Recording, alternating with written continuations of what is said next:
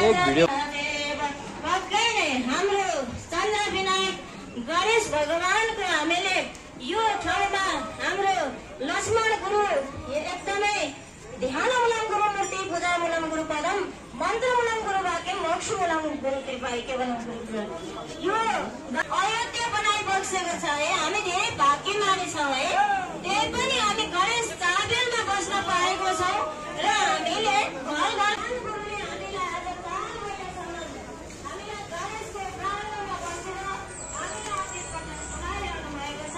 हामीले जसरी भए पनि घरमा आउनु परेन भने पनि हामी जसरी भए पनि स्वस्थ शरीर भने पनि हामीले गुरुको स्मरण गर्न सधैँभरि टाढै भएर सबैलाई चाहिँ शुभकामना सबैलाई राष्ट्र मम्मीहरूले के कोसिस गरेर